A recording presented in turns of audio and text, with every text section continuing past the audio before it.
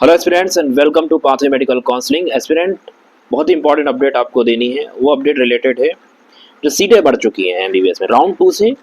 अब आपको जो है ज़्यादा सीटें मिल रही हैं। कितनी सीटें इंक्लूड हो रही है और उसका इफेक्ट आपके रैंक पर अब क्या होगा, कितनी रैंक में आपकी कैटेगरी हिसाब से अब आपको कॉलेज गवर्नमेंट कॉलेज मिल सकता है और प्राइवेट कहाँ पर आपके डीम्ड हो गए या स्टेट के कॉलेज हो गए, उसमें क्या असर इसका होगा। उसके साथ साथ डेंटल की क्या मामला रहा, क्या उनकी सीटें बढ़ रही है, नहीं बढ़ रही है, कितनी बढ़ रही है, डेंटल प्राइवेट लेना चाहिए नहीं लेना चाहिए, गवर्नमेंट में क्या है, सारी चीज़ बात करेंगे। तो इस वीडियो में आप देखिए ध्यान से और उसको सब्सक्राइब करके रखिए इस तरह की लेटेस्ट अपडेट के लिए। बहुत ही इंपॉर्टेंट चीज़ है। मैं आपको काउंसलिंग जुड़ी चीज़ें भी बताऊंगा कि राउंड 2 कैसे प्रोसीड करना है। सबसे पहले अब आप जो है ध्यान दीजिए यहाँ पर कि एमसीसी का क्या बात हुई, राउंड 2 की अपडेट क्या आई कि एमबीबीएस की सीटें बढ़ रही है। सिर्फ एमबीबीएस की नहीं, एमबीबीएस प्लस एमडी और एमएस की सीटें मिलाकर कितनी बढ़ रही है, वो है 8,000। उसमें गवर्नमेंट एमबीबीएस के साथ साथ प्राइवेट की भी बढ़ेगी। गवर्नमेंट की कितनी बढ़ सकती है, 3,500 तक गवर्नमेंट की बढ़ सकती है। ठीक है, इसको आपको ध्यान रखना है। अब ये किस में हो रहा है, राउंड 2 में ऐड होगा, राउंड 1 में ये चीज़ नहीं हुई। तो वो बच्चे जो राउंड 2 में जिन्हें नहीं मिला है, राउंड 2, 3 और आगे के राउंड में उन्हें बिल्कुल बैठना है। टिप्स आप यहीं से लेते जाइए वीडियो के साथ साथ। तो जो जो आगे चलेगा वीडियो, जो जो बातें आएंगी उन्हें बिल्कुल नोट करते रहिए। इसका असर अब क्या होगा, इसका असर ये होगा कि आपके जो हैं मिड रैंक में जो आ रहे हैं बच्चे, उनका भी अब चांस बन सकता है कि वो भी मेडिकल कॉलेज जाएं। इसमें मैं गवर्नमेंट और प्राइवेट दोनों को लेकर चल रहा हूँ। इस बार डीम्ड का जो कट ऑफ गया था एमसीसी में 7.5 लाख में, वो क्लोज हो गया, जो कि ऐसा नहीं होता है। लास्ट ईयर 12 लाख तक गया था। इस बार राउंड 1 7.5 लाख में क्लोज हो गया डीम्ड का। क्यों? क्योंकि डिमांड बहुत ज़्यादा है, कॉलेजेस की सीटें बढ़ी नहीं थी और अब बच्चे छोड़ नहीं रहे हैं। उनके पेरेंट्स हिम्मत करके कॉलेज में एडमिशन ले रहे हैं। प्राइवेट की सीटें भी भरते जा रही हैं, प्राइवेट डेंटल की सीटें भी भर रही हैं। अब आगे देखते हैं। पहले मैं मेडिकल का मैंने आपको बता दिया, सीटें तो बढ़ रही हैं। किस रैंक तक आगे बढ़ेगी वो मैं आपको आगे बताऊंगा। डेंटल कॉलेजेस का क्या मामला रहेगा वो देखिए। क्या डेंटल की सीटें बढ़ रही है? नहीं, डेंटल की सीटें नहीं बढ़ रही हैं। तो टोटल कितनी सीटें एट प्रेजेंट? सिर्फ 27,000 सीटें हैं, गवर्नमेंट प्राइवेट सब मिला के। और उसमें सिर्फ 4,000 के करीब क्या है, गवर्नमेंट सीटें हैं।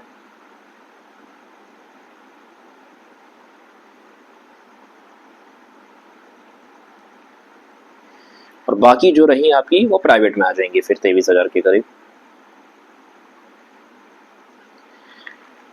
थोड़े बहुत चेंजेस है, वो चेंजेस मैंने आपको बता दिया। प्राइवेट की सीटें डेंटल में भरते जा रही हैं, पूरी सीटें भर रही हैं।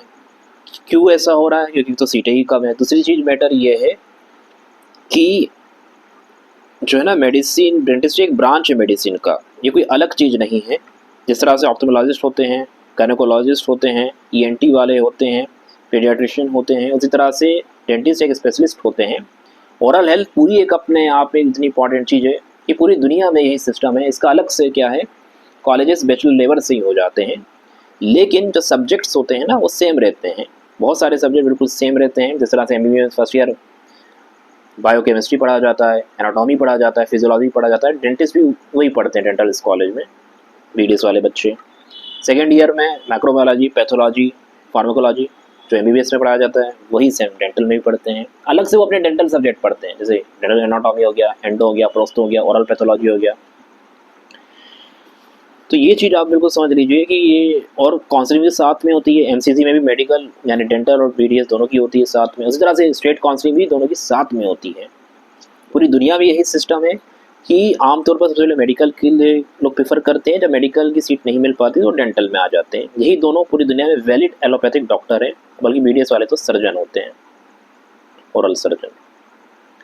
इनके अलावा आयुष से जो आप डॉक्टर बन रहे हैं वो दुनिया में दूसरी जगहों पर वैलिड नहीं होते, बड़े रिस्ट्रिक्टेड सेंस में इंडिया में रहते हैं। आयुष के थ्रू आप जो है सिर्फ अपने ही पैथी के डॉक्टर बनते हैं, एलोपैथी के नहीं बन पाते हैं। 80% तो सब्जेक्ट उनका क्या रहता है, उनका ट्रेडिशनल रहता है। ट्रेडिशनल मेडिसिन वो पढ़ते हैं। आयुर्वेदा वाले आयुर्वेदा पढ़ रहे हैं, यूनानी वाले यूनानी पढ़ते हैं, होम्योपैथी भी करते हैं।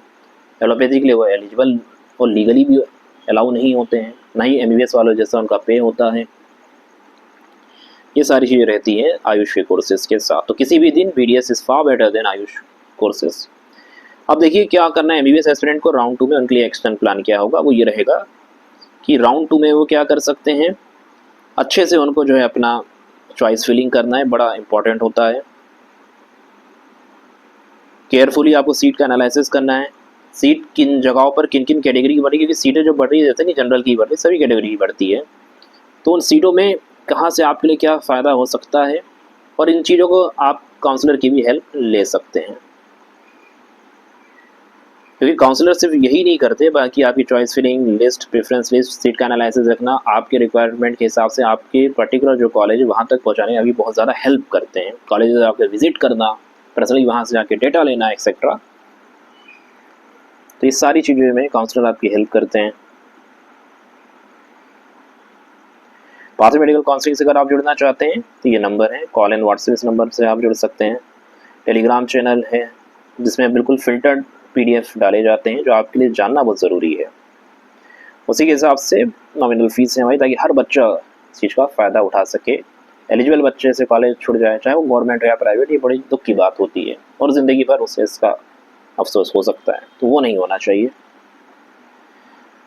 अब मैं बताऊंगा किस रैंक तक इस बार गवर्नमेंट मेडिकल कॉलेज मिल सकता है, सीटें बढ़ने के बाद क्या असर होगा। तो 2025 की अगर मैं बात करूं अनरिजर्व, अब सेकेंड राउंड से मैं बात करूंगा, ये थर्ड फोर्थ राउंड तक की मैं बात कर रहा हूं।